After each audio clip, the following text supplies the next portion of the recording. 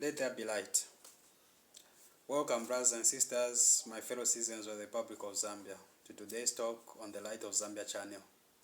I'm your usual host, Procurious Mwape, Zambia's presidential aspiring candidate. So, in today's video, I'll be discussing the topic that is trending in Zambia, which is to do with the expulsion of 9 MPs, members of parliament, from the National Assembly, and of course declaring their seats vacant. Wow, I understand this is a hot issue and it has raised a lot of dust in our country. Yeah, I think I have to share my views. I think it is important for me also to share my views. First and foremost, yeah, it is regrettable that we should have such a situation at a time like this in our country. We understand that Zambia is going through a lot of hardships, especially economically speaking. And it would be so unbearable, it would be so stressing for us to even go for by-elections, parliamentary by-elections. We understand how much money is demanded, how much money is required in order for such elections to be prepared. And for that matter, we are talking about nine constituencies. That won't be an easy job. And that explains how heavy a burden it is going to be on the national treasury. How did we get here? I think that should be the question we should be asking ourselves. Now, most people that I've seen commenting on this issue seem to be on the side of lamenting, seem to be on the side of complaining, no, this is not right, just like I'm doing. This is not right, we're in a very hard time, which I agree with. That is totally correct and true. But again, we have to interrogate the cause. Because as far as I understand, as far as I look at the way I look at things, it is absolutely difficult and almost impossible for anyone to provide a solution to a problem whose beginning they don't understand. So, therefore, it is very important for us to, first of all, find the root cause, find where this whole issue is coming from. I know others may say it is because of maybe political hatred that has developed in our country. This party hates that one, or this one hates that one. That is what has necessitated this confusion. Wow, that is true, but I think that still isn't the root cause. That isn't the beginning of the problem. To me, the beginning of the problem is the system of governance that we are using in our country, called democracy. And especially the kind of democracy that we are implementing, which is called representative democracy.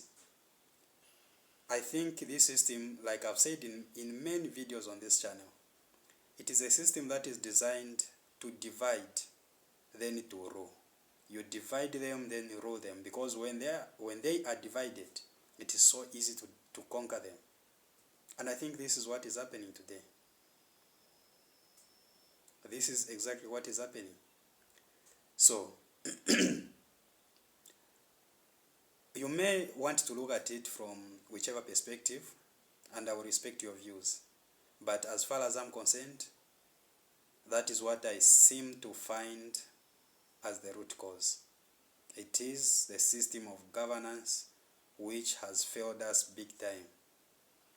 Now, many people have commented, like I said, and I can tell you that not even one. I haven't heard not even a single one providing a solution or proposing a solution. And I wouldn't want to be in that category of people that can so easily condemn and lament, and they are not willing to provide a solution to it. Or at least if they cannot provide a solution, at least suggest a solution. I'm not seeing that. Alright, so here is the solution that I'm proposing. It It is simple. Let us change the system of governance to Ubuntu model of governance. And I've done quite a number of videos on this particular topic, the Ubuntu model of governance philosophy. I've tried to explain it very well. So to those of you that would like to learn more about it, there are videos on this very channel which are discussing this system of governance.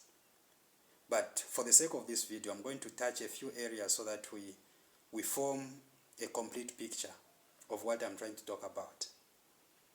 So if Ubuntu model of governance was the system that was running in Zambia today, I can assure you that we could have not experienced what we are going through now. We could have not had these MPs expelled, because in the first place they were not supposed to be there. In the Ubuntu model of governance, we do not have MPs, members of parliament. What we have there are a team that I'm calling the Council of 70. And this Council of 70 is being constituted by electing 7 chiefs from each one of our 10 provinces. Now, these 10 chiefs, they will not be elected by the general populace. They will not be elected by the people of that province. Instead, they will be elected by their fellow chiefs. They will be elected by their fellow chiefs who belong to the Provincial Council of Chiefs.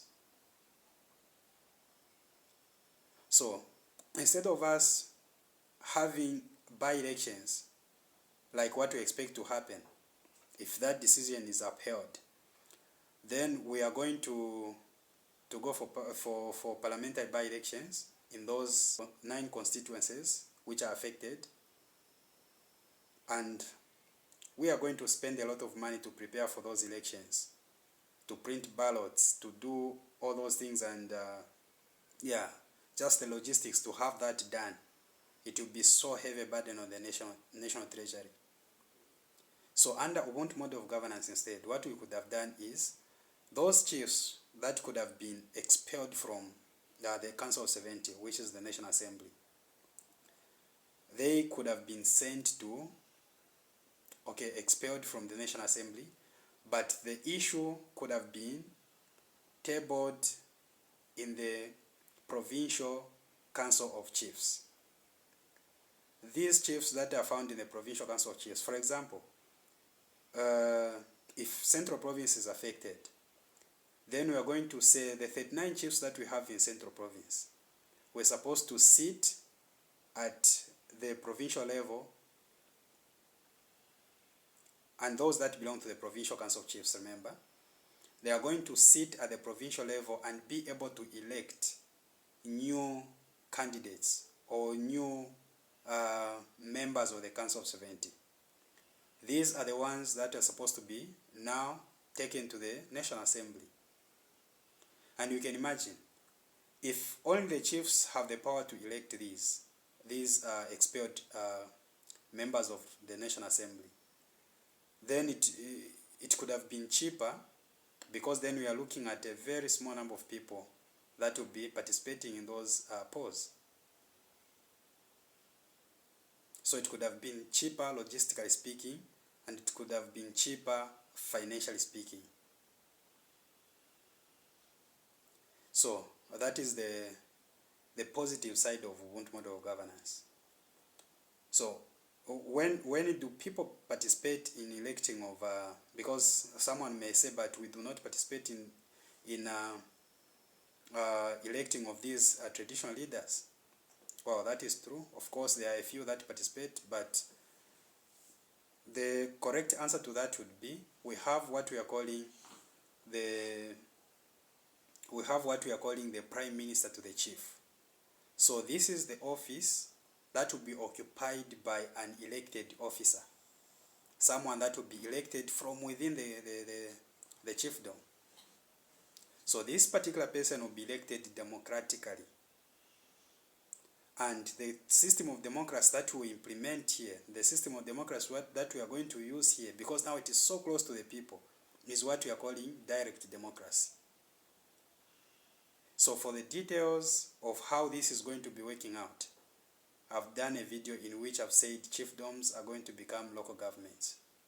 So go and watch that video and you'll see how this one is well explained. So, brothers and sisters, I'm fully convinced that the system that we are using today, the way we are implementing democracy in our country, and of course that caters for almost every country in Africa that uses democracy for their system of governance, is not the best way to run the nation. Until we realize that fact, we are not going to see any meaningful development taking place. Remember that the money that will be used, the colossal sums of money that will be used to run those parliamentary by-elections, it is the same money that we could use to purchase drugs in hospitals.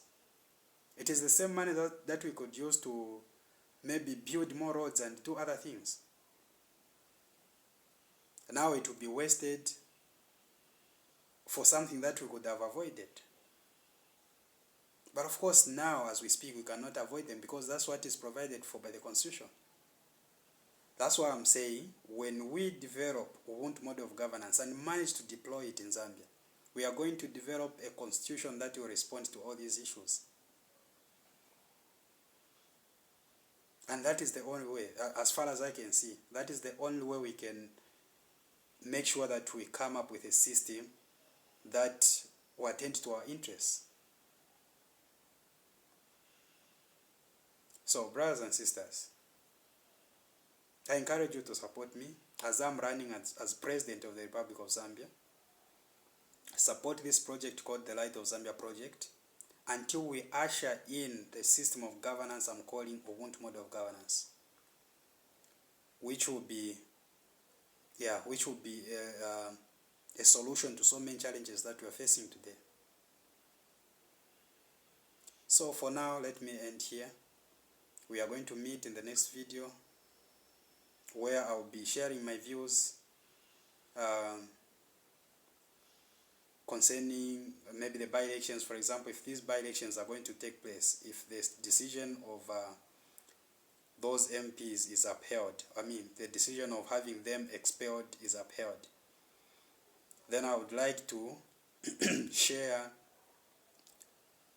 my plan as to how we can have this system implemented, because I would like to start having MPs, members of parliament, using this system, or should I say using this manifesto to sell it to their people and get voted into office, get voted as members of parliament, so that slowly we start changing the system. Remember they say a journey of 1 mile starts with 1 step. So maybe this could be the beginning of our journey. So I encourage you, brothers and sisters, wherever you may be listening from or watching from, to support this project. I can tell you it means well for us, especially for our future generations. Because we, in our case, we are going to face a bit of turbulence for it to get stable and for it to get well entrenched in our country. So, what can I say? I can only say, let there be light.